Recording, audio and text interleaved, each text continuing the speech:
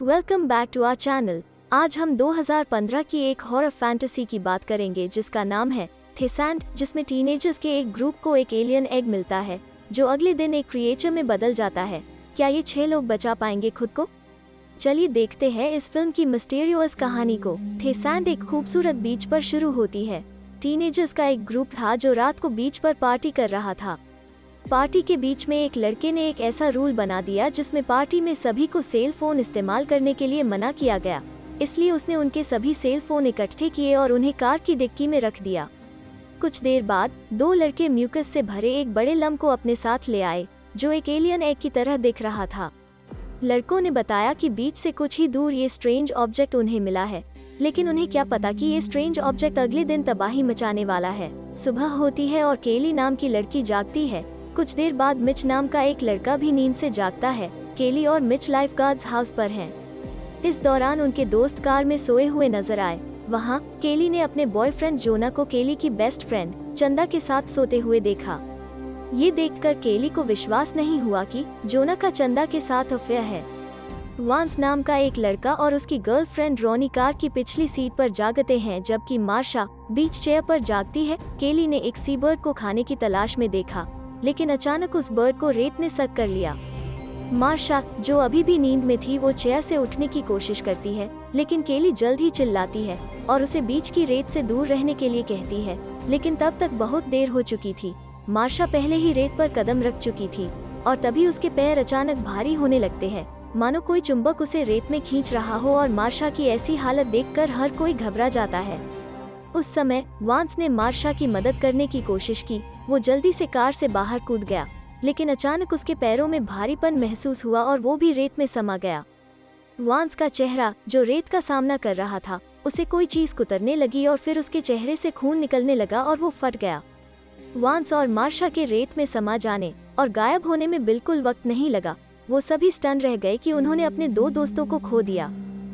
वे police station phone करने का सोच रहे थे, लेकिन फिर उन्हें याद आया कि उन सभी के सेल फोन कार की डिक्की में है।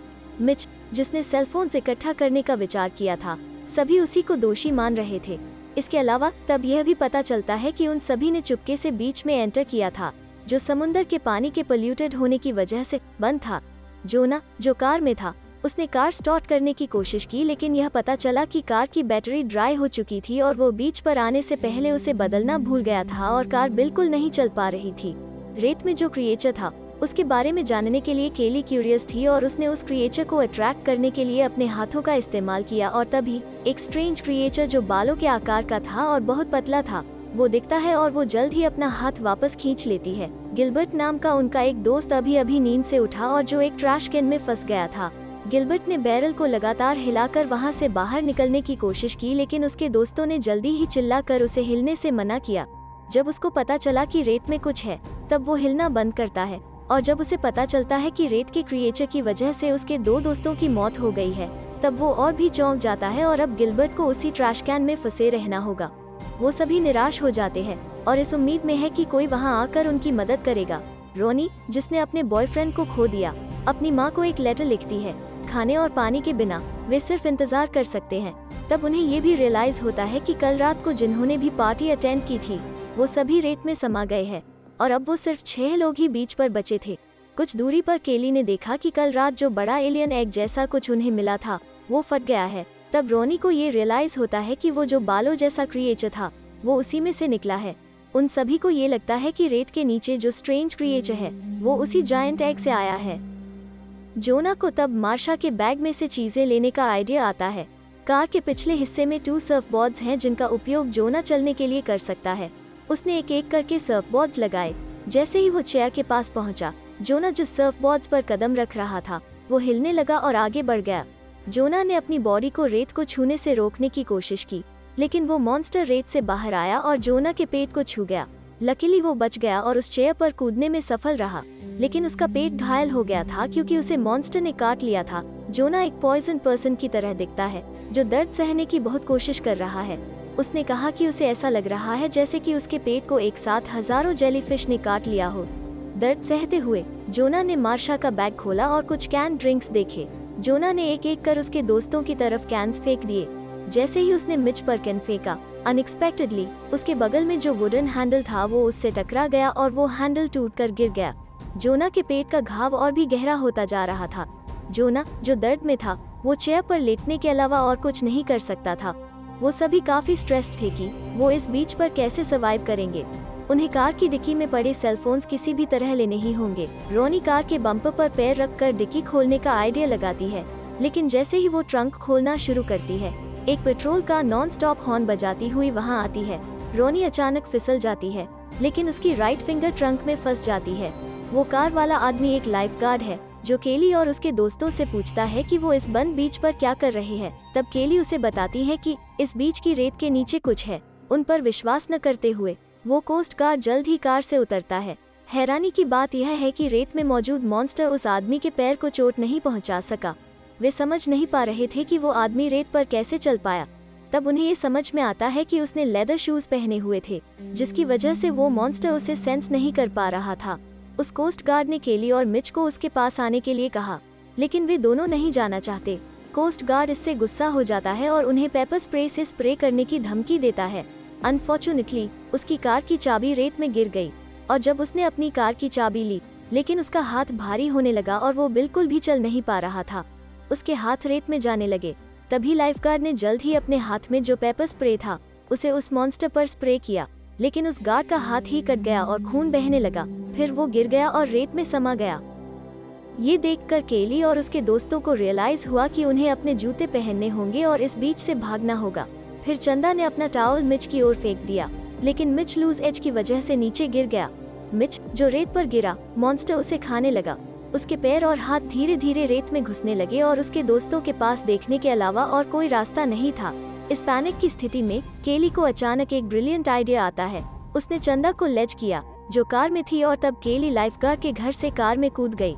इसके बाद उन्होंने रोनी को उसकी फंसी हुई फिंगर को छुड़ाने में मदद की। रोनी की उंगली घायल हो गई थी, जिसे जल्द ही एक मोटे टॉवल में लिपटा। दूसरी ओर गिलबर्ट के शरीर के आधे हिस्से में दर्द होने लगा और बहुत खून बहने लगा।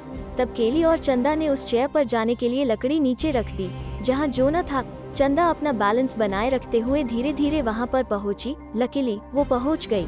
फिर केली ने भी रास्ता पार किया और वहां पहुंच गई, लेकिन जब रोनी की बारी आई तो वो फिसलकर रेत में गिर गई और तभी मॉन्स्टर ने उसे रेत में खींच लिया। इसके अलावा उन्होंने यह भी महसूस किया कि वो मॉन्स्टर उस ट्रैश कैन में जाने की कोशिश कर रहा था जहां गिलबर्ट था।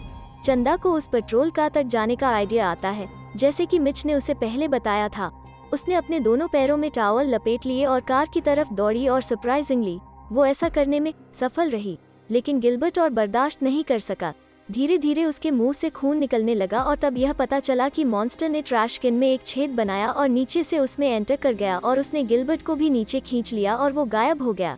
चंदा फिसल गई और उसके सिर पर चोट लग गई और वो कार में ही बेहोश हो गई। अब केली और जोना उसके उठने का इंतजार करने के अलावा कुछ नहीं कर सकते थे। रात हुई और चंदा जो बेहोश थी वो होश में आई और उसे पेट्रोल कार के ऊपर एक लाइफ बोट मिली। बिना सोचे समझे चंदा ने जल्द ही लाइफ बोट को केली और जोना की ओर फेंका और उन्हें उठा लिया। जब वो कार में पहुंचे तब तक जोना की हालत और भी खराब हो चुकी थी। अचानक रेत के अंदर से एक बड़ा मॉन्स्टर निकला जो ऑक्टोपस के टेंटिकल्स के आकार का था और वो मॉन्स्टर रात के अंधेरे में चमक रहा था। इसके बाद टेंटिकल्स ने केली पर हमला करना शुरू कर दिया। तब केली को एक आइडिया आता है। उसने गैसोलीन से भरा टैंक लिया और उसे रेत पर छिड़क दिया। इस बार उसने डिसाइड कर लिया था कि उसे इस मॉन्स्टर को डिस्ट्रॉय करना है। उसने माचिस की तीली से आग जलाई और उस मॉन्स्टर ने आग पकड़ ली और लकीली केली कार में बैठने में कामयाब रही और उस भयानक मॉन्स्टर के हमले से बच गई। इस दौरान जोना की सांसें रुक गई और वो मर गया और केली ने आखिरी बार उसके हाथ को चूमा। केली और चंदा जो गाड़ी नहीं चला सकती थी, वो सिर्फ किसी के आने का इंतजार करती है। अगले दिन एक आदमी कार की खिड़की से झांकता है और उन्हें जगाता है। वो आदमी आसानी से रेत पर खड़ा था और तब फाइनली केली और चंदा नीचे उतरे और रेत पर खड़े होते हैं और दोनों सेफ भी है। फिल्म खत्म होने पर हम देखते हैं कि उस ऑक्टोपस जैसे दिखने वाले मॉन्स्टर का ग्रुप दूसरी बीच पर तैरते हुए जाता है और अनफॉर्चुनेटली वहाँ के विजिटर्स उसके अगले विक्टिम होंगे। क्या आपको ऐसी हॉरर फैंटेसी फिल्में देखना पसंद है? हमें कमेंट बॉक्स में जरूर बताएं। वीडियो को लाइक और शेयर करें, साथ ही चैनल को सब्सक्राइब करें।